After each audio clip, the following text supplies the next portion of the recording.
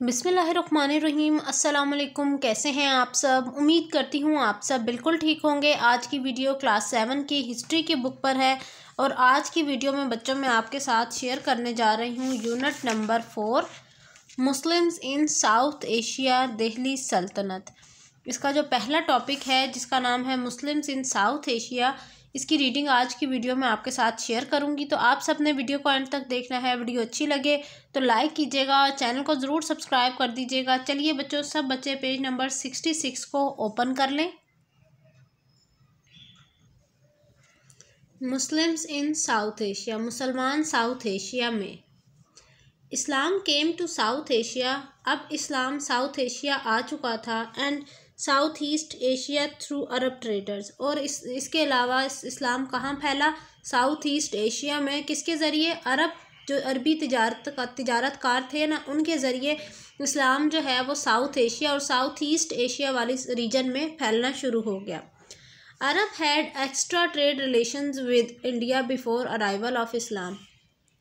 अरबियों का जो तिजारत का काम था वो बहुत ज़्यादा अच्छा चल रहा था इंडिया में रहने वाले लोगों के साथ। ये कब की बात है? ये इस्लाम की मौजूदगी से पहले की बात है। मर्चेंट्स, तिजारतकार, could regularly sail to the west coast of India to trade goods such as spices, gold and African goods. जो तिजारतकार थे, जितने भी अरबी तिजारतकार, वो सारे जो हैं वो साहिल समंदर आते अपना सामान लेकर तिजारत करने के लिए। जैसे कि कौन कौन सा सामान? मसाले हो गए, इसके अलावा सोना हो गया, इसके अलावा जो अफ्रीकन सामान था वो भी लेकर। When Arabs converted to Islam, जब अरबियों ने इस्लाम कबूल कर लिया, they introduced their new religion to India, उन्होंने अपने नए मज़हब को मुतारफ़ करवाया इंडिया के अंदर।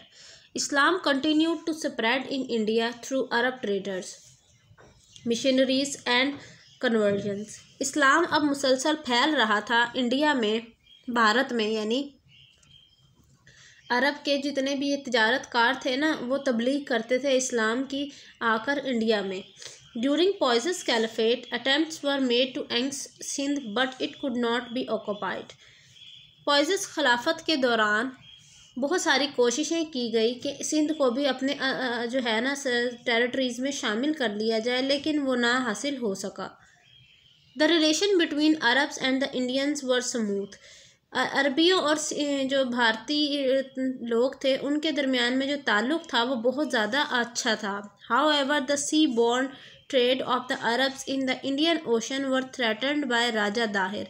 लेकिन क्या मसला था कि जब समंदर के ज़रिए तिजारती काम शुरू हो चुका था जौन सा वो अरबियों का, उसका जो सबसे बड़ा मसला बन रहा था वो कौन बना रहा था? राजा दाहिर। राजा दाहिर की ख्वाहिश थी कि ये समंदर के ज़रिए जो इतनी ज़्यादा तिजारत करके अर्निंग कर रहे हैं ये ना करें। To overcome the challenges by Raja Dahir and his allies Hajjaj bin Yusuf, the governor of Basra, sent Muhammad bin Qasim in 712 AD।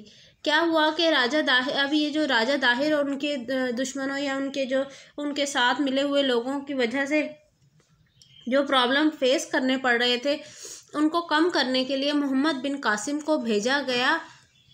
After capturing Debal the stronghold of Dahir, he moved to Aror where Dahir was killed.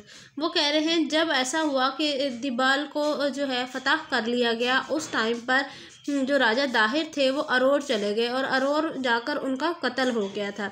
With the conquest of Multan, जो ही मुल्तान को फतह कर लिया गया, the entire Sindh fell under Arab rule, उसी time जो है सिंध का सारा एरिया अरबियों के कंट्रोल में आ गया।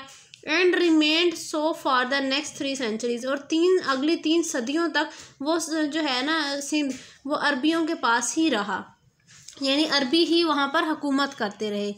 अब नेक्स्ट देखिए पेज 67 पर। Relations between Arabia and the sub continent increased gradually, Aahista Aahista करके सऊदी अरब के साथ जो है बाकी जितने भी बड़े आज़म हैं उन सब का जो है ताल्लुकात बढ़ते चले गए। Unfortunately as the year went by the leadership in Arabia grew weaker, कुछ ही अरसे के बाद क्या हुआ? अचानक से जो अरबियों का वो था ना कि हुकूमत थी, वो कमज़ोर पड़ना शुरू हो गई। This allowed many local governors of Sindh to break free from Arab rules and become independent. जी, अब ये जो कमज़ोर हो रही थी ना उनकी हुकूमत हर जगह, उसकी वजह से दूसरे जितने भी हेड थे ना सिंध के, उन्होंने कोशिश की कि अरबियों के जो है ना उससे कंट्रोल से सिंध को बाहर निकाल लिया जाए और सिंध को एक अलग प्रॉपर एक रियासत बना दिया जाए। When sultan Mohammad of Ghazna invaded of South Asia, only 2 Muslim states were existing with headquarters in Multan and Mansehra. वो कह रहे हैं जब सुल्तान मोहम्मद ऑफ गजना जो थे वो जब साउथ एशिया आए तो उन्होंने मुसलमानों के लिए 2 सल्तनतें सिर्फ कायम की और जिनके हेडक्वार्टर्स कहाँ मुल्तान और मानसेरा में मौजूद हैं या थे उस टाइम पर। ये थी बच्चों मेरी आज की वीडियो। इंशाल्लाह मुलाकात होती है अब आपसे नेक्स्ट वीडियो में। तब तक के लिए अल्लाह हाफिज़।